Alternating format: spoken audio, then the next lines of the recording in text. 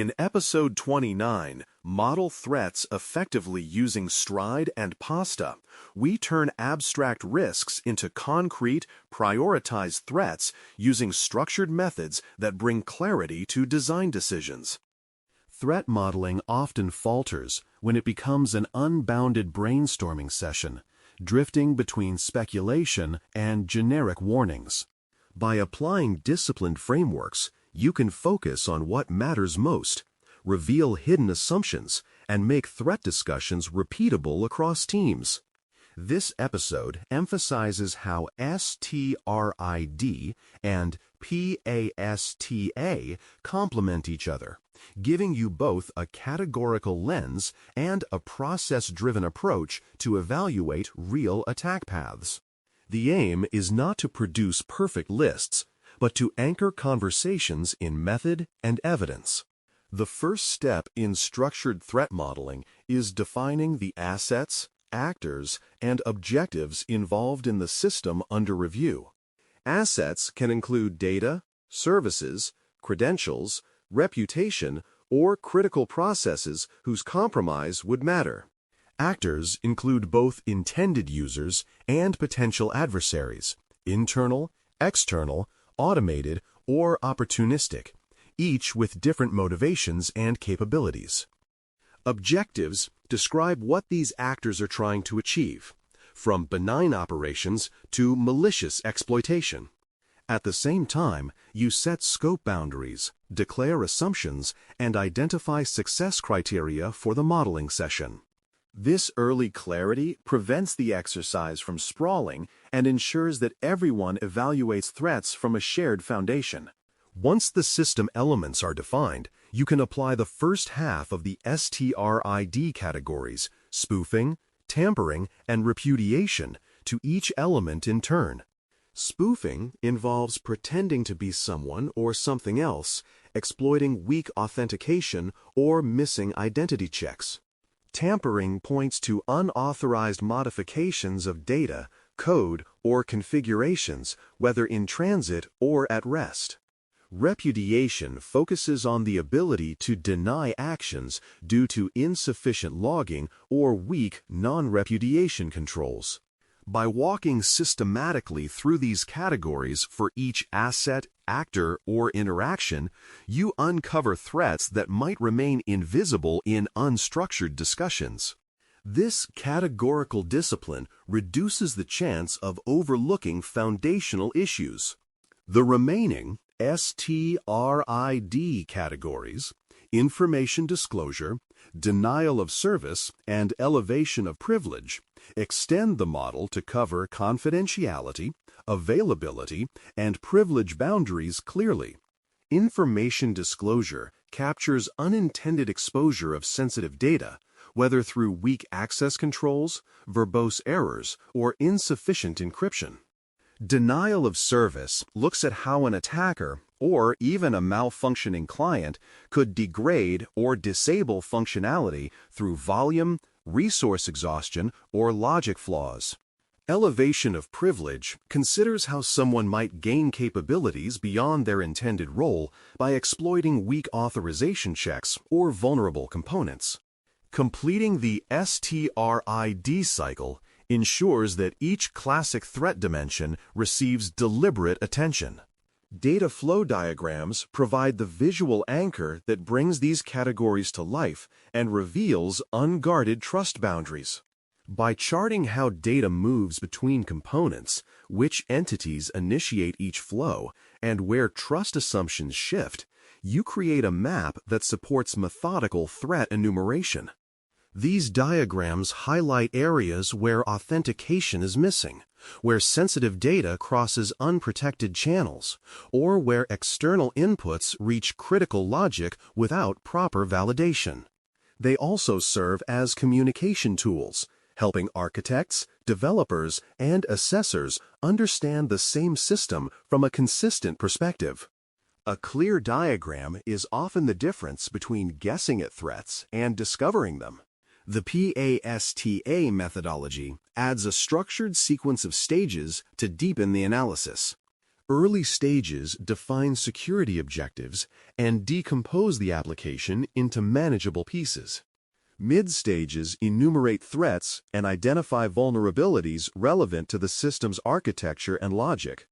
Later stages evaluate risk and align mitigation strategies with the business impact and technical feasibility.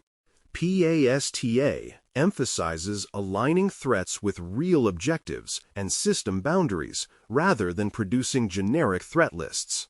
When used alongside STRIDE, it provides both a top-down and bottom-up view of how attackers might approach your system. Attack intelligence can be incorporated throughout the model to calibrate likelihood, capability, and realistic attack paths. Intelligence may include threat actor profiles, recently observed exploits, vulnerability disclosures, industry-specific attack trends, or environmental insights about your own technology stack. This information helps prevent the model from leaning too heavily on theoretical concerns and instead anchors judgments in real-world behaviors. Calibrating against intelligence ensures that high-effort attacks with limited applicability are not overemphasized, while common or rising techniques receive the appropriate weight.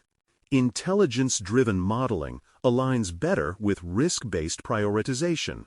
Threats should then be rated using consistent scoring that captures impact, likelihood, and uncertainty. Scoring frameworks can be simple or detailed, but the key is that they are applied uniformly and that their rationale is recorded. Uncertainties deserve explicit mention because they influence confidence and guide future evidence collection or research. Transparent scoring helps explain why certain mitigations receive immediate attention while others remain in the backlog. It also prepares the model for review by stakeholders who must understand how the conclusions were reached. Consistency is what transforms subjective opinions into a defensible evaluation. The next step is mapping mitigations to controls while identifying gaps, dependencies, and verification requirements. Each high-priority threat should trace to specific safeguards, authentication enhancements, authorization checks, cryptographic protections, monitoring improvements, or architectural changes. Dependencies might include third-party capabilities, platform primitives, or upcoming design decisions that influence feasibility. Verification requirements specify how you will confirm that a mitigation is implemented correctly, using tests, logs, attestations, or architectural reviews. This mapping turns the model into a plan, shifting the work from identification to execution. Threat models achieve their full value when they are validated through scenario walkthroughs, red team insights, and post-incident learnings. Scenario walkthroughs simulate how threats might unfold in practice and reveal whether proposed mitigations realistically hold under pressure. Red team insights bring adversarial creativity and operational experience, uncovering gaps that structured methods might overlook. Post-incident learnings add urgency and evidence, showing where past assumptions were wrong and where controls failed in the real world. These validation steps keep the model grounded and actionable rather than theoretical.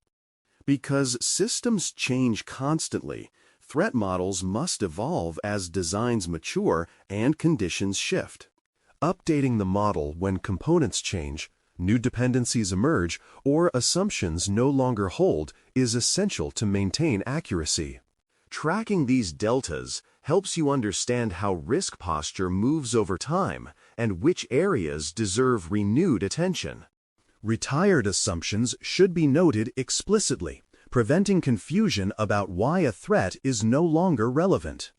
Treating the model as a living artifact ensures it stays aligned with real architecture rather than drifting into obsolescence.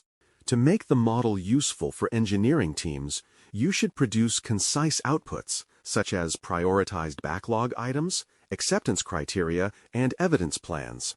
These artifacts translate abstract threats into implementable work, connecting design insights to development tasks and verification steps. Backlog items provide clear descriptions of what needs to be built, acceptance criteria define what success looks like, and evidence plans describe how each control will later be demonstrated or validated. These outputs enable teams to act on the model without needing to interpret pages of analysis. Stepping back, the key elements of structured threat modeling become visible as a coherent pattern. STRID categories provide a categorical lens. PAST ages create a process framework. Intelligence inputs calibrate realism. Scoring adds discipline. And mitigation mapping ties everything to action. Together, they create an approach that is systematic, communicable, and adaptable to different systems. The value lies not in exhaustive lists, but in repeatable methods that guide thoughtful, transparent decisions. To bring this into practice, consider selecting one feature or service you know well and completing a lightweight threat model using the steps discussed here. Start with assets and data flows, apply STRID, walk through PASTA stages, and record the highest priority threats with clear rationales.